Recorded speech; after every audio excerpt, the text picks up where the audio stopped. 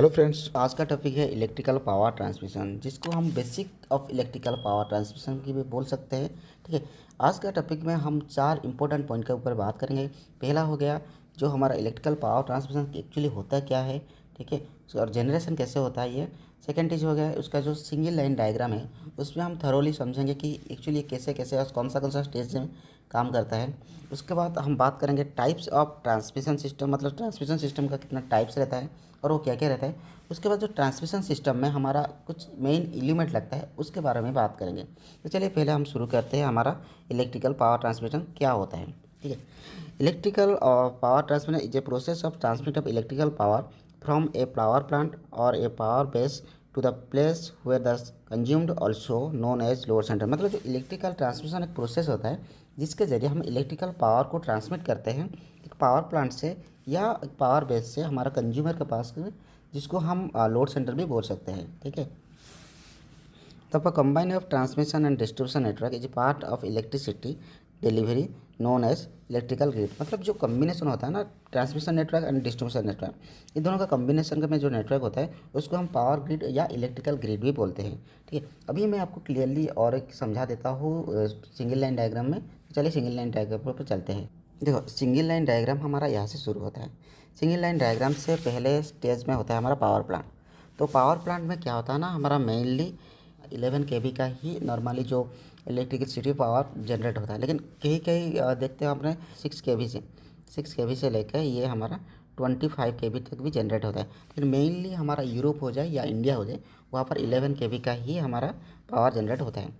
और उसके बाद ये क्या करता है ना, उसको स्टेप अप किया जाता है। स्टेप अप के लिए हमको स्टेप अप ट्रांसफार्मर चाहिए, और स्टेप अप में ये क्या आता है 132 kV, 222 kV, 400 kV, और उसके बाद कहीं कहीं हम देखे होंगे यहाँ पर ये 765 मतलब 765 kV में भी जनरेट, मतलब उसका स्टेप अप किया जाता है। ठीक है, वो क्यों किया जाता है, ये डिपेंड रहता है कितना दूर तक वो हमारा ये जो ट्रांसमिट करेंगे पावर को, जितना ज़्यादा दूर होगा उसका जो स्टेप अप उतना ज़्यादा वोल्टेज में हम करेंगे। ठीक है, क्यों करेंगे, क्योंकि जो हमारा इलेक्ट्रिसिटी जनरेट होता है और हमारा जो ट्रांसमिशन लाइन रहता है, उस ट्रांसमिशन लाइन में जो भी कुछ हमारा रेजिस्टेंस रहता है, जिसके वजह से वहाँ पर हमारा पावर लॉसेस होता है, जिसको हम I2R लॉसेस बोलते हैं। वहाँ पर क्या होता है, वोल्टेज जब बढ़ाएंगे तो करंट रिड्यूस हो जाएगा। करंट रिड्यूस होने पर हमारा जो पावर रहता है ना, उसका लॉसेस भी रिड्यूस हो जाता है। ठीक है, तो मेनली हम पावर जनरेशन जब करते हैं वहाँ पर हमारा 11 kV से जनरेट होता है, और उसको हम स्टेप अप करके 132, 220 kV और 400 kV, 765 kV में उसको हम एज पर हमारा रिक्वायरमेंट के हिसाब से हम उसको बढ़ाते हैं। उसके बाद हमारा क्या जाता है ना, ये चला जाता है हमारा रिसीविंग स्टेशन तक। ठीक है, रिसीविंग स्टेशन में ये फिर इसको क्या जाता है ना, स्टेप डाउन किया जाता है वोल्टेज को। कितना किया जाता है, 132 से लेकर 33 kV तक किया जाता है इसको। ये जो सिस्टम है उसको बोलते हैं हमारा प्राइमरी ट्रांसमिशन बोलते हैं। इसके बाद हमारा सेकेंडरी ट्रांसमिशन आ जाएगा।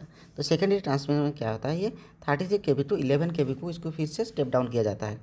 उसके 11 kV में स्टेप डाउन करने के बाद ये क्या करना, इंडस्ट्रियल जो कंज्यूमर रहता है ना, उनको सप्लाई दिया जाता है, जिसको हमारा सबस्टेशन को आके सबस्टेशन में ही ये चेंज होता है। ये 33 से 11 kV को आता है, उस चीज़ को बोलते हैं हमारा प्राइमरी डिस्ट्रीब्यूशन। ठीक है, ये बड़ा प्राइमरी डिस्ट्रीब्यूशन बोलते हैं। उसके बाद ये फिर से हमारा जाएगा हमारा डिस्ट्रीब्यूशन ट्रांसफार्मर के पास, जो आपने आपका गांव का जो पास रहता है ना, वहाँ पर देखते होगे, उसको बोलते हैं हमारा डिस्ट्रीब्यूशन ट्रांसफार्मर। वहाँ पर ये 11 kV टू 415 वोल्ट तक जाएगा। उसके बाद ये क्या करेगा, जो हमारा गांव में रहता है ना, छोटा छोटा राइस मिल हो जाए या छोटा छोटा, वहाँ पर जाएगा, या हमारा जो घर रहता है ना, घर, वहाँ पर जो कंज्यूमर जिसको बोलते हैं उनके पास जाते हैं। ये उसको बोलते हैं हमारा सेकेंडरी डिस्ट्रीब्यूशन सिस्टम। ठीक है, ये तो पूरा single line diagram of distribution system. ठीक है, अभी हम बात करेंगे टाइप्स ऑफ ट्रांसमिशन के बारे में। देखिए मेनली हम 4 टाइप्स ऑफ ट्रांसमिशन सिस्टम को यूज़ करते हैं।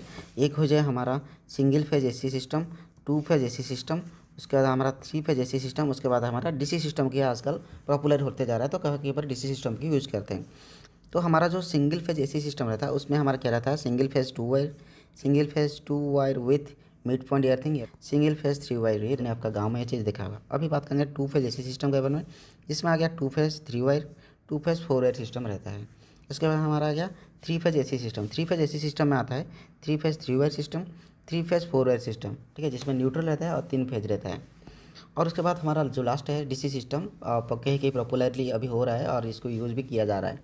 तो वो हो गया हमारा DC 2 wire system, DC 2 wire with mid point earth point, and DC 3 wire system. ये टोटल इतने टाइप्स ऑफ ट्रांसमिशन सिस्टम को हम मेनली यूज़ करते हैं।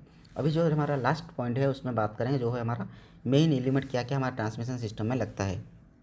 देखिए हमारा जो ट्रांसमिशन सिस्टम रहता है उसमें मेनली 6 एलिमेंट को हम यूज़ करते हैं, जिसमें पहला हो गया हमारा कंडक्टर, ट्रांसफार्मर, उसके बाद line insulator, support tower, protect device end voltage regulator. ये 6 चीज़ को नॉर्मली हम यूज़ करते हैं। जिसमें हमारा जो कंडक्टर रहता है वो मेनली आपने देखा होगा फील्ड में, वो कंडक्टर मेनली हमारा होता है ACSR। ACSR मतलब हो जाए एल्यूमिनियम कोर स्टील रेइनफोर्स्ड कंडक्टर को हम मेनली यूज़ करते हैं ट्रांसमिशन सिस्टम में, ठीक है, ट्रांसमिट करने के लिए इलेक्ट्रिकल पावर को। उसके बाद क्या है ट्रांसफार्मर। ट्रांसफार्मर को हमारा जैसे मैं सिंगल लाइन डायग्राम में आपको बताया था कि स्टेप अप करने के लिए ट्रांसफार्मर का ज़रूरत होता है और स्टेप डाउन करने के लिए भी हमारा ट्रांसफार्मर का ज़रूरत होता है।